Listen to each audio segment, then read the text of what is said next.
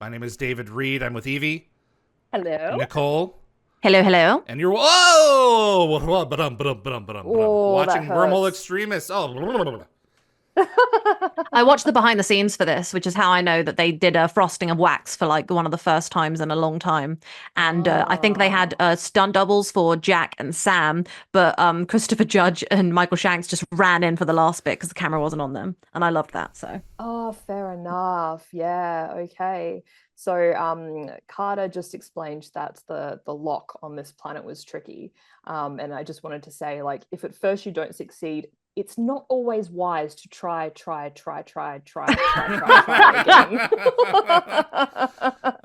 little window opportunity nod. Yeah, excellent. yeah, there's actually, I think there's another one of those coming up later. And also, I believe this is the first time that they clarify that the rough travel through the wormhole from the original movie and the early episodes was due to a margin of error in calculating planetary drift. I think this is like the first time that they've really like highlighted that, But at even least though the it was just mouth in came through passing. upright. Yeah, that's true. That's a good point. I didn't think about that. Brother Malchus. Yes, it is. Or no, it's Elrad. It's Brother Elrad, Elrad. yes. Isn't Sorry, the other guy Elrad. Malchus? Yes, Yes, I the got other them guy wrong. is. Got my brothers Yes. mixed up. Don't You're worry, I totally didn't right. even remember them until you said They're them, so supposed we're to be good. brothers. Well, they're of a religious order. Ah, Yeah, okay, I think that kind of religious brother. brothers. Yes. Right, right. Interesting. So Daniel mentioned as well that he thinks that Samaria might not have required a hammer device if it had been included in the Protected Planets Treaty. So his logic kind of holds up when you consider that the Goa'uld often received some form of compensation each time a new planet was added to the treaty. Yes, they add So a these provision. compensations could have been enough to like keep them from targeting a protected planet, whether or not there were traps involved. And Samaria could have been a much older settlement too. Yeah. So So that kind of is ironic because it kind of ties into the episode's focus of the sky. I Yep. love O'Neill. Ooh, what you got there? Oh, I know. I was going to say he sounds like a child, like diving into a lucky dip at a friend's birthday. I was going to say, party. it's like the Halloween thing when you knock on the door, trick or treat, and then Yeah, exactly they let you right. take a look. Yes. What treats do you have? Yeah. Oh, I did he love get an how apple? Childlike he is sometimes. I I want think an he got an apple. Yeah, Nom nom nom. I love Yeah, that he eats wide a piece shot. of fruit in a second. Yeah. So Brad Wright mentioned somewhere that shooting this episode was a great experience because they got to work in period costumes, which looked really spectacular on film. Yes. Like, he's really enjoying that apple. He got far.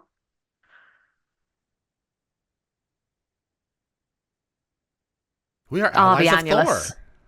Yes. Through the So window would there. you say that that Malchus is annual sus about the annulus? Yes. Oh, here he goes. He's going to start trouble. There That's has to amazing. be one in every episode, right? Yep. This is the one and only time the It's a new one, yeah. team is referred to as elves. Yeah. Yeah. I love it.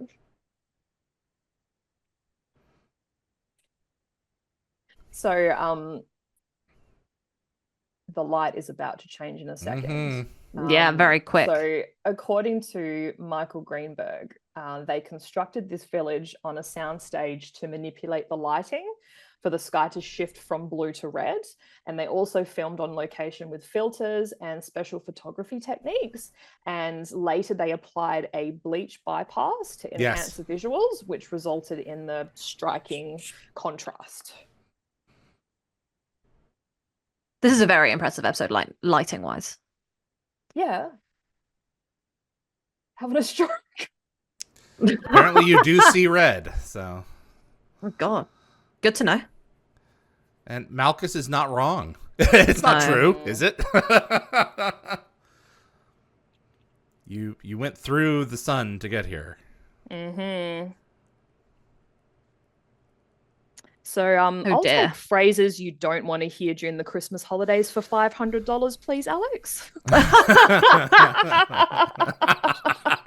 Evie's got these like time stamped in her notes. She's like, I'm ready for it. She's I really so do. far ahead of all of us here. Oh Yeah. God. Okay, so this episode does feature Fred Applegate Yes. as Elrod. Great name. So this is his sole appearance on Stargate, and he has a diverse acting portfolio with roles in films and TV shows such as The Producers, Will and Grace, and Malcolm in the Middle. And notably, he is remembered for his role in the season 2 Seinfeld episode The Revenge, where he plays George's boss, a non-recycling womanizer. God, that's him. I know. I didn't realize it either. I didn't recognize him with the beard. Wow. That's and great. John Prosky as Malchus. So this is also his first and only appearance in the franchise. And beyond Stargate, he's recognized for a 6-episode arc on True Blood, and he has roles in shows like Scandal and Medium. Great shows. Joel Goldsmith also outdoes himself with this episode. I don't know if he's using a guitar or a ukulele. It's very high key strings. I'll have to listen to it. But yeah, I haven't really you paid enjoy attention. that there, Evie. I will. I'm sorry. But yeah, especially Oh, like, it's especially some- prominent at the close of the teaser and as they're walking towards the church to go talk to the Asgard the second time. I'll do some Yeah. some mouth string instruments for you so you can hear it. So Damien Kindler, is it Kindler or Kindler? Kindler. Kindler, The writer, creative consultant / producer on Stargate mentioned that as the show went on, it was less common to have episodes like Red Sky, where the story starts and finishes in like one, 45-minute pocket. So Off-world at that. Yeah. Heather E. Ash also pointed out that back when this episode first broadcast, TV shows were usually made up of separate stories each week. So, like, if you missed an episode, you might not see it again until a repeat was shown. So they had episodes that you could enjoy on their own, whether you were a regular viewer. Or, Which is like, how tuning in for the I got first into time. Stargate and how so many people I know got into it. And also in Ripple Effect, an alternate reality version of Carter does mention this episode. So that sort of suggests that similar events like took place in that reality too. We don't often see houses of worship in Stargate. No. That's true. Yeah, that's very true.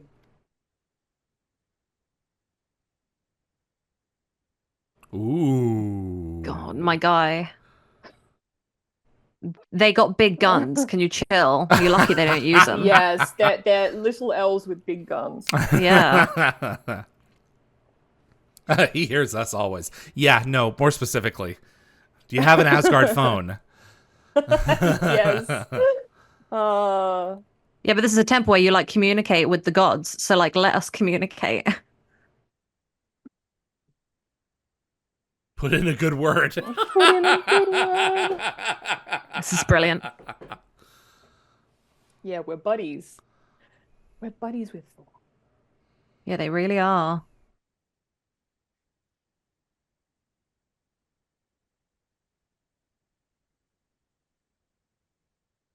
And as a part of your service, you see your elders whisked away every single day.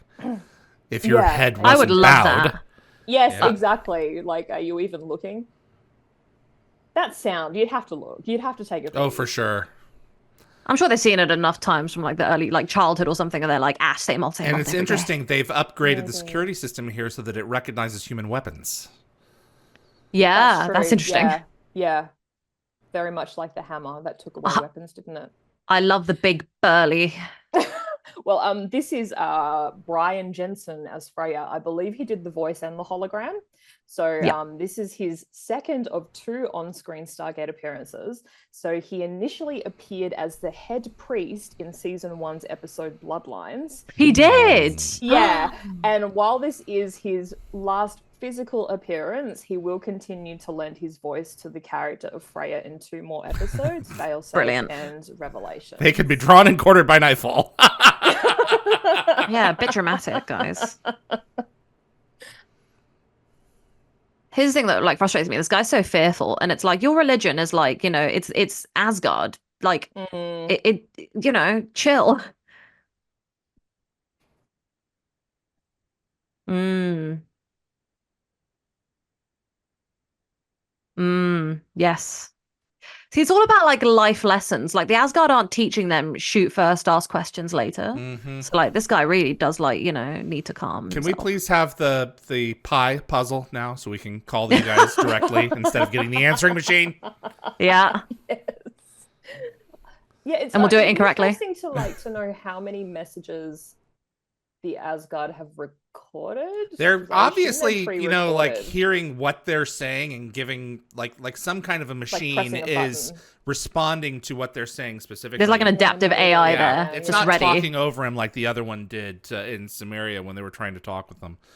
So, because I was just wondering if they've like heard that message before. well, I've been interpreting the messages for many years, so this guy would be smart enough to know if he was saying the exact same thing every time. Yeah, true. Well, he enunciated differently.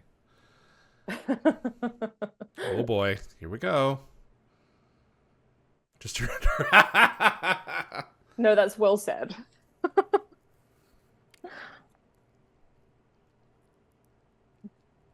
Love their banter. Yep, it's good in this episode. They have such chemistry. O'Neill probably goes to one of his darkest moments in this show.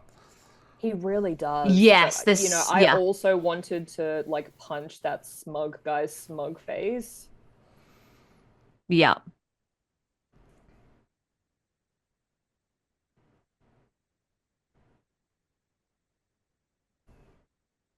Mm. Yeah, exactly. Oh boy. Jump in anytime. No, yeah, he wants to leave him alone. Especially when these guys can incite a mob if they wished. There's a whole lot of pitchforks in that village, I'd imagine. Yeah, I suspect. It's a farming village.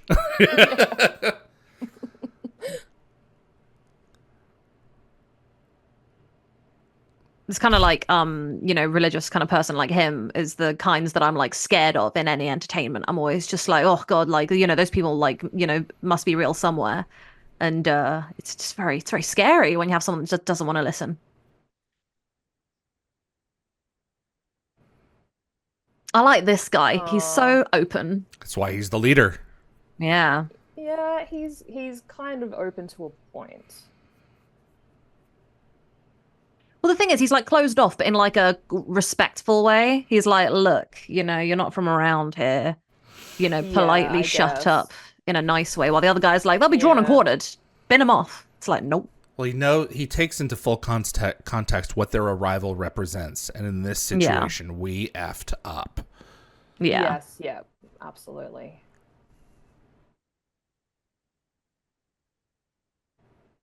Did the camera just knock the pine tree? I think it did. I think it did. Might have done. I didn't even notice that. It was the wind.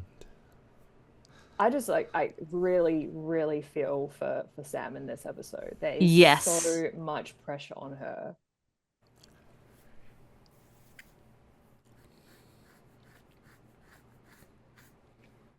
So not only did we bypass the safety protocol and fly through the sun, but we also were traveling with an element that screwed the sun over. Apparently, yeah, it was piggybacking. One of those really big, oopsie, way too convenient, inconvenient things. Yeah, well, apparently, I mean, you'd have to probably, be like a scientist to understand. Apparently, that was a bit of a goof. So it's like incorrect science. So apparently, second generation stars and beyond, like the sun, contain heavy elements from supernovas. And despite being like a small percentage of a star's composition, these elements amount to like massive quantities due to the star's size. So therefore, a tiny amount of plutonium wouldn't affect a star given its vast mass. Also in the DVD commentary, Martin Wood expressed his interest in this episode, highlighting that it presented SG1 in a different light. It showcased that the team doesn't always come out on top. No, we can screw up every issue. Yeah, reminding us that our heroes aren't perfect. Music. And Robert's It's good music, David. I'm enjoying it for you. Robert C. Cooper also commented that the characters are prone to errors and encounter complex dilemmas that don't have straightforward solutions. And the team frequently steps into challenging scenarios, but their efforts don't always lead to success. So it's this sort of element of unpredictability that can captivate us as an audience and leave us curious about how each story will conclude. And Joseph Malozzi also said that this episode revealed a rarely seen side of Sam, characterized by fallibility and self-doubt. Yep. She's not perfect. No, she's not perfect. She probably they should lost be everything the one that time. to talk to the Asgard this time, but O'Neill is the one who's favored, so. That's true, yeah. I like the Sam's just like, yep, just skipping over this. She's got to go around and find the panel. Yeah. Oh, here we go.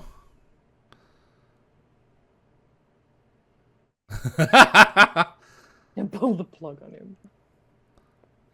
It'd be great if they sealed themselves in the at the mountain. Yeah.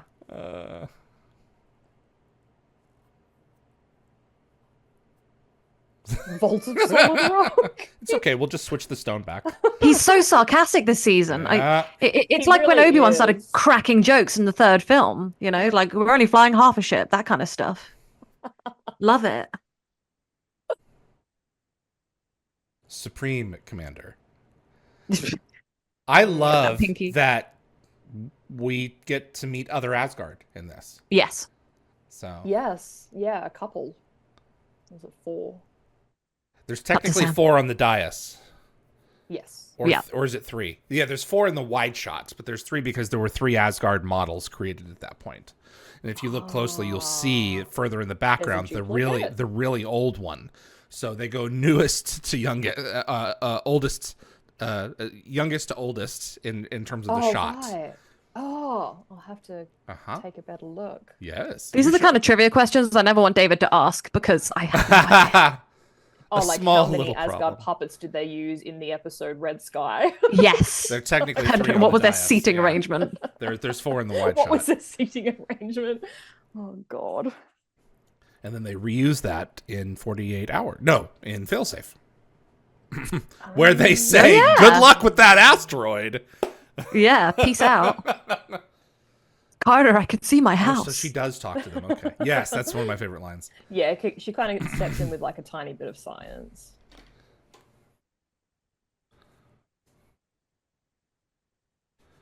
Yeah. Yes, there are safety protocols. Yeah, we bypass but- those. Yeah, because we just talk to the about gate with that, its pulses. We have our own dialing system. We're still Yeah. experimenting.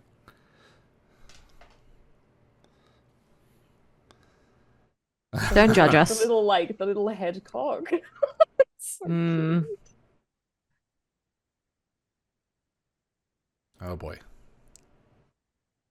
Because it's kind Oh. of yeah. So rude. No, we've been undoing some of your errors too. Yeah, bucko. excuse me. Exactly. Replicators. Come on.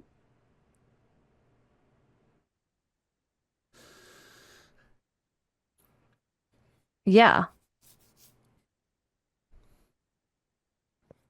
Dear oh dear. Mm, Literally. I think this episode frustrates me Yeah. because the Asgard, this is the first time I started seeing them in a negative light. Because not all of them are perfect, obvs. yeah. Never decides. Doesn't it take them like 5 seconds to fix the problem later? We don't know Like, how long they've been in orbit of the sun working on it. you don't know. oh, do you So- think that they've been fixing it the whole time and they were just Well, like It's trying a to make s- Waiting it's for a like sun. the perfect opportunity to, Yeah. like execute their plan. They probably have to go out there, scan the star, figure out Yeah. what was inside of it, and then concoct the right, They're probably doing it cocktail right now. to replace Yeah. it. And probably they're heading not that saying way. anything. Yeah. They're probably like, hey, you guys need to like, teach them a lesson. Be like, hey, you fix it yourself, while they're Yeah, actually secretly on it. maybe. That's a good point. Well, the fact of the matter is So- they're not allowed to do this per their treaty with the Yeah, Goa'uld, so they're going to go off and true. do it without anyone else knowing about it. Yeah. So Jack is about to meet 4 of the High Council members, but like if you saw the chambers there are like a lot more seats, like Yep. hundreds more. So those extra chairs could be for an audience, or maybe for like other officials who drop in on meetings. So or perhaps the High Council is actually like a much larger group. And these 4 were just the ones that were available like on short notice. Well, it's Yeah. implied where everyone else is. They're fighting. Fighting, So yeah. I was they're either laughing at the fighting or shot protecting. of Yeah, I know. Jack. It does look funny that he's like talking to himself. For sure. I also believe that the chief Asgard council member is voiced by Dion Luther. Yep. So he previously played Mollum in Yep. 2010 and will later reprise his role Mollum. in That's true. 2001. So additionally, he'll return to voice the Asgard council member again in Failsafe. This was also a knock. Jack knocked them at their appearance.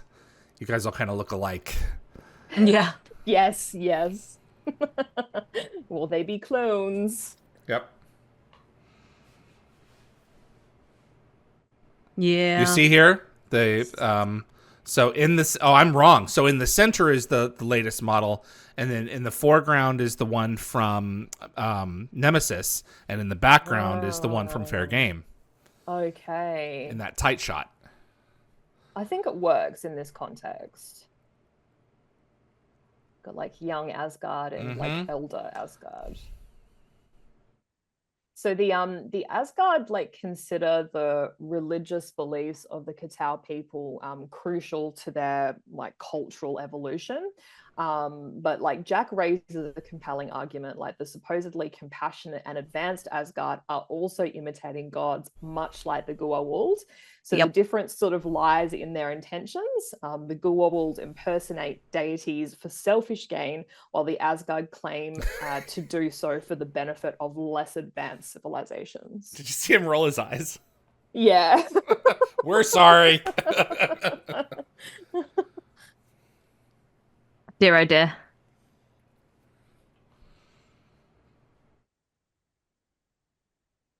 Just fix the sun. It's that simple.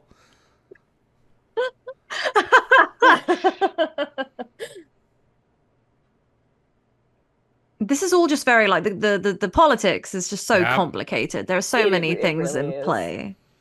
This is dialogue that's been pulled from the Fifth Race. And it's pulled again later on in the show. It's the same Yes. loop of bantering. I wish we would have heard more Asgard dialogue rather than just in Atlantis with them talking backwards. Yep. Talking backwards, yeah.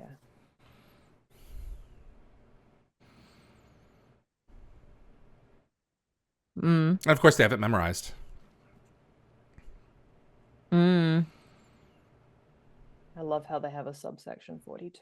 Of course. I want to see this book.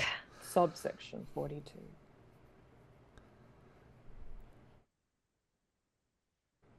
But we caused it. Yeah. It's really It's not frustrating. a natural situation. disaster. Well, Yeah. I suppose that their death by irradiation from the sun would be a natural Yeah. disaster. I But it's mean, a it's natural, like natural cause. the thing is, right? So wait, when did? No, that was season 2. Oh, never mind. I was gonna say Thor went and helped the Thor after they Yeah. shot the hammer device, Well, but I was you going to know. say, like, considering all this, Thor still committed to supporting Earth in the fight against the Goa'uld after dealing with the replicators. So there might be kind of like a unique clause in the treaty for situations like this, given that the Asgard inadvertently contributed to the replicator problem. Mm-hmm. But the treaty likely restricts them from like fully arming Earth with their technology or directly engaging in combat with Earth. So any assistance they provide must conform to like the treaty's stringent rules, which is precisely why Jack refers to it as limited benevolence. It's also likely that the Goa'uld are keeping tabs on all the protected planets, making sure no one steps out of line. I'm sure they've got include Earth. sensors. Yeah. So Or Thor patrol potentially craft. put a loophole in this just in case is what we're praying for. Possibly, yeah. Matte painting in the background there. I like when they do matte paintings. Mm-hmm. It's a thing I miss. I'd be shocked if you stopped. That's some top tier flirting right there. I'm not gonna lie, those apples use look some damn fruit. good. They look okay. Now the one on that she's holding in her right hand, whew, I want it. What are those supposed to be? Is that potato? I don't Oh, know. maybe it's potato. The root's kind of sticking out. I guess I kind of assumed it was a fruit, but yeah, you could be right. The people looking through the window in the background there. Yeah, I saw that. Mixing your apples with your potatoes. So, What is that? It's a potato, isn't it? Sam is seeking a stable, super heavy element, heavier than plutonium, to bind with the star. But this is some more incorrect science. So since plutonium's atomic weight is 244, she should have specified an element with an atomic weight greater than 244, as elements over 200 are not uncommon, such as lead. But those over 244 are super rare. Lockwatcher, Amanda Tapping, according to the commentary, said she did not like to have to explain physics with food. She had to do it with a donut in a matter of time. She did not want to explain unstable molecules with fruit. Yeah. Aww. Also, David, your mum came in saying thanks to all the veterans for your service. God bless you all. Is it Veterans Day or something? It's Memorial Day on Monday. Aww. I don't know what to say to that. Cause I don't want to say Happy Memorial Day. Is that what you say? 'Cause Yeah. Memorial Day. Okay. It's not very happy, but it's like a Memorial Day. We're yeah. honoring Everyone's those who've service passed for in sure. service to our country. Yeah. Okay. So we have a 50-50 shot at spending several weeks on a rocket making this thing work. Yes. And we're going to dismantle it, send it through the gate, reassemble it, Yeah. all in Big effort. one cutscene. 3 weeks later. Does anyone want to say it like the SpongeBob narrator? 3 weeks 3 weeks later. Oh, is that what that is? Okay. Yeah. Yes. 1 eternity later. Exactly. Petter can do it really well. I can't, but he's not here right You're now. not bad. I had the wrong inflection.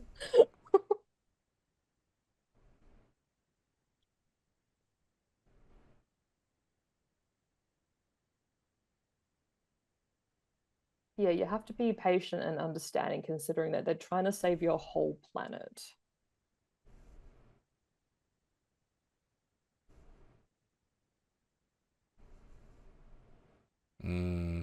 Yeah, calm your farm, Melkus. Calm your farm.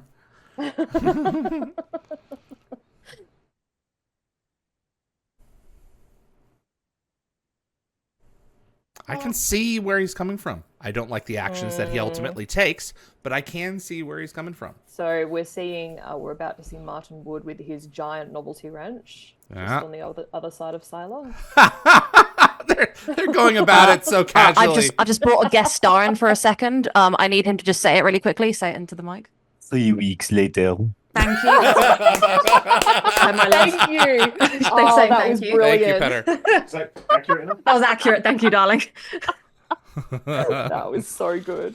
There you go. Had to go get a guest star. That was my boyfriend, everybody. That's funny. Oh, Petter, that was perfect.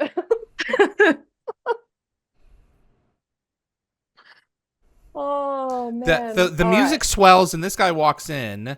It And does. I had missed several episodes, and I'm like, oh, this guy must be returning from a previous Oh, episode. no, it's And his it's like, only he's never been on episode. before.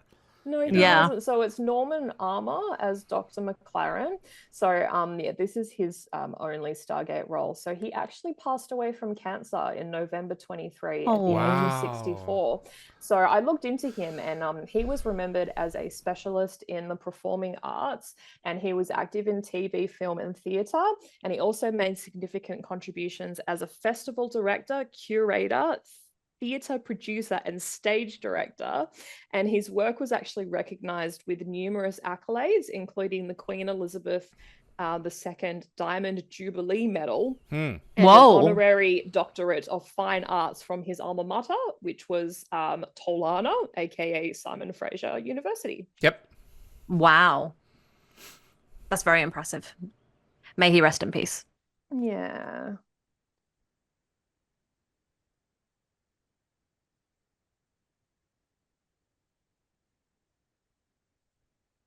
Friendly elves. Brilliant. Brilliant. Uh-oh. Yeah, uh-oh is right. Okay, so when the rocket explodes, the sound and sight of the explosion were simultaneous. Yeah. But given the distance from the gate, there should have been a slight delay. There should have been a delay. Yeah. Classic. Oh, he's pissed. Oh, he really Yeah, is. I He's really been love barely this. containing his anger like this whole episode. And this guy's face is so slappable. Yeah. Look Yeah, at his that's- smug yeah. expression. Oh my god, it makes me angry. Yes. He deserves that. The annoying thing is that the Asgard are just going to fix it and he's going to be like, I was right all along. Yeah. Honestly, This is like a he great did just kill scene. 2 of their people. Yeah, this It is a is, great scene. That is it's a very awful. powerful scene. I know it serves me. He's really irritating. Look at his face though. Oh. Yeah. Gun to you with a smile on your face? No. No, Probably no, never no. even seen one fired. No. That's true, actually. That's true, yeah. Well, I guess, at this point, he probably thinks it doesn't matter what happens to him. He's Yep. achieved his goal. He's going to ascend. No. Don't they put the Maclarium on a Malp and send it through? Yeah. They do send it through the gate, and they try and stop it like 3/4 of the way through its Yeah. transmission to the other side. Well, the speed of a wormhole pass, I mean, that'd be awfully tricky. Yeah. Well, yeah, that's what I think Carter says it's like a 1% chance or something.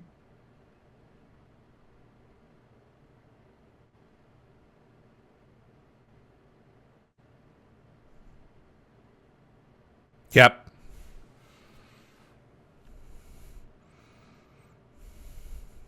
Yeah.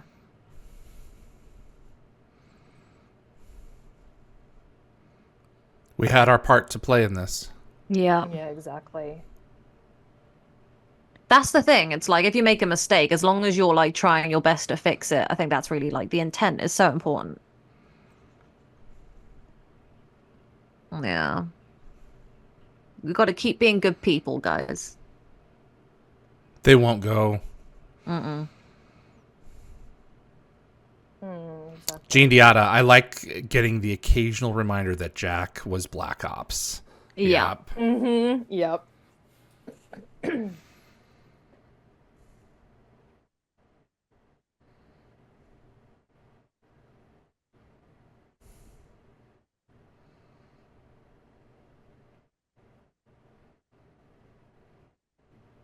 Mm.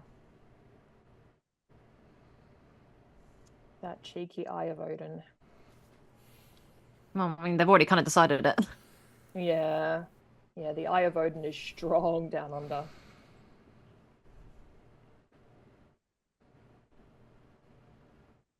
Dear, oh dear.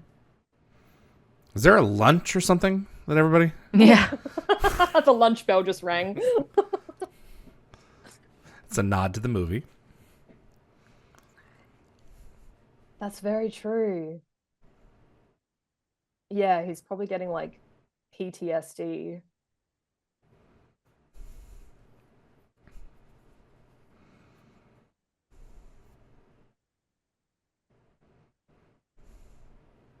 If Earth was going to be wiped out and some aliens whom you've known for 3 weeks showed up and offered you a chance to escape to a new world, would you do it? I mean, it's either like a potential death here or a unknown and potential death with the strangers. I'd pick the strangers, but it'd be a very hard decision to make. Yeah. It would be and a hard that's decision. that's coming from a religious person. Mm-hmm. Yeah, yeah. Yeah, what needs to be said is going to fall on deaf ears.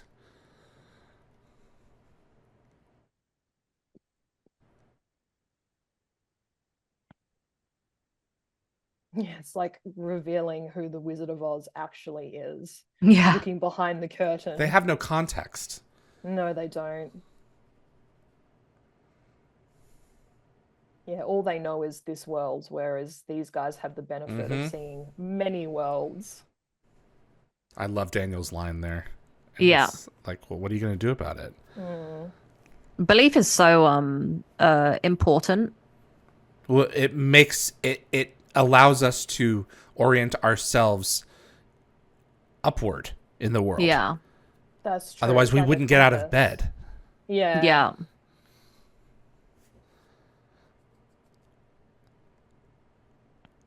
Yeah, she's my cat. Freya Spelled differently though. and a Tok'ra. Yes.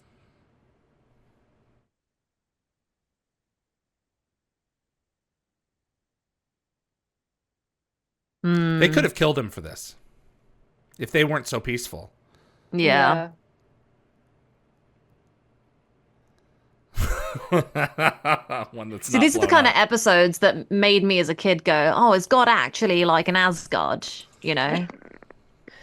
So, What is a god if not a being worshipped by those beneath? I'm trying to remember which episode that is. Isn't it, Origin. shoot. Origin. Is it? Yeah, it's the Dosai. Doesn't Oh. Jonas, not this Jonas, the one that Sam was engaged to, Yeah. say it in Yeah. season 1? He may say something differently, but I was quoting the Dosai. Yeah. This is a great line. They have the power to help you. They chose not to. Yeah.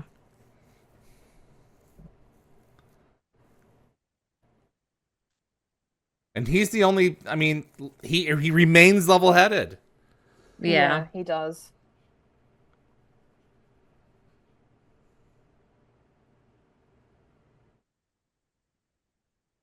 Just putting all of his faith into his god.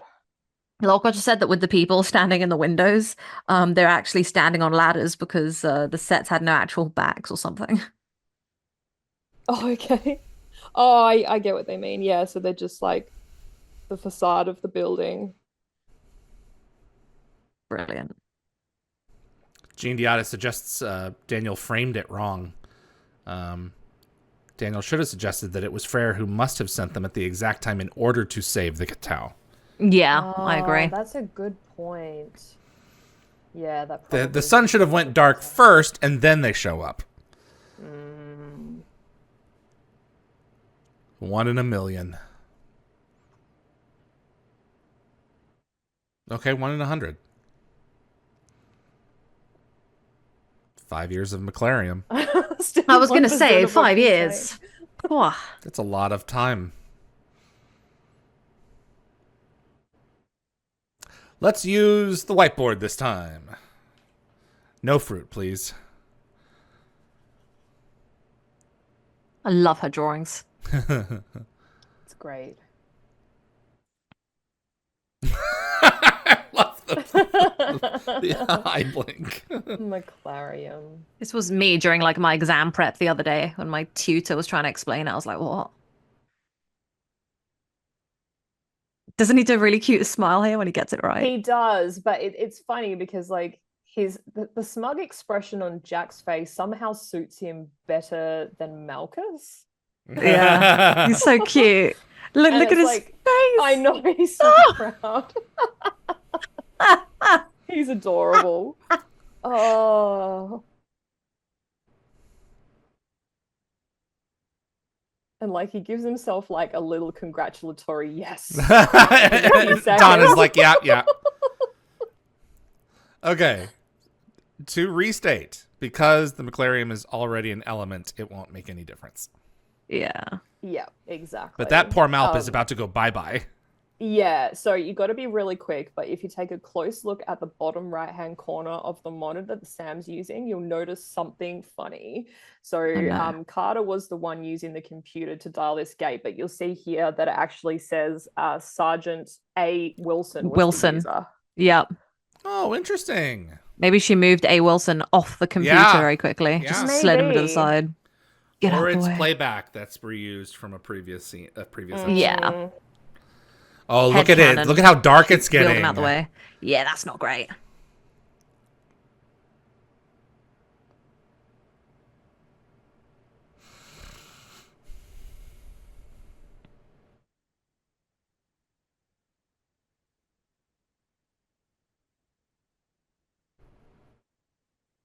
Hmm.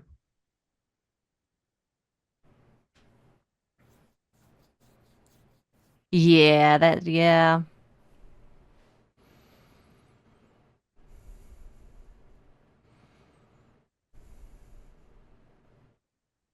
Maybe it takes a while.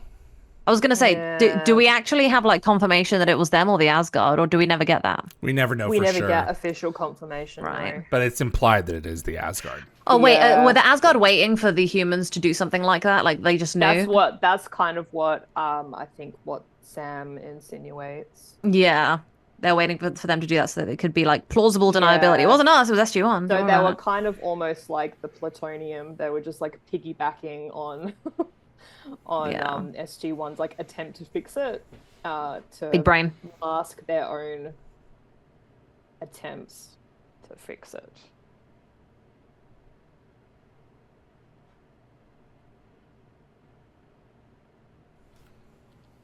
Well, if SG1 hadn't like stuck at it and done all this hard work, then these people wouldn't have made it no matter what. So Mm.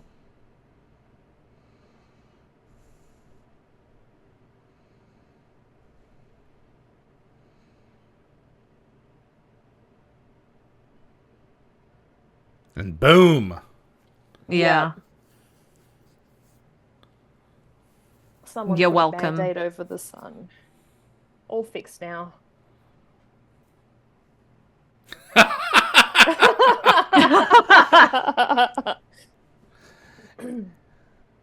And it goes completely black. And take it too far the other way. You got to dial it in increments. I bet this was not I don't think this was the original ending for the episode. I think they died.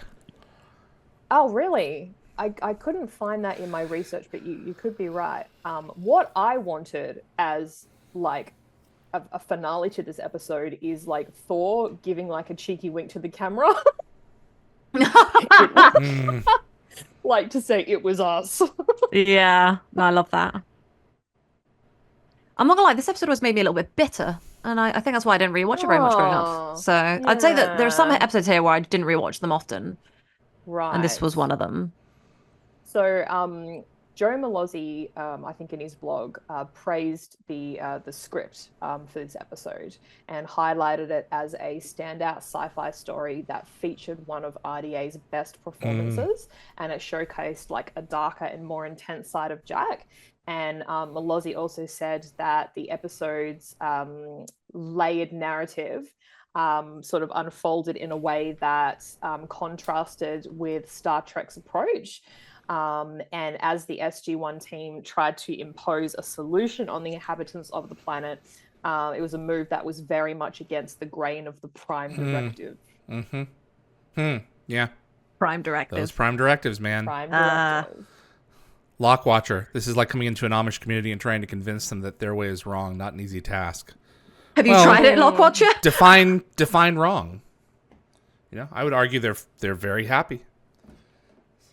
Yeah, that's a whole other can of worms, isn't it? This is That's this a is whole an lot of can episode. of religion. That's a can of religion. Religion is a deep thing. That was Red Sky.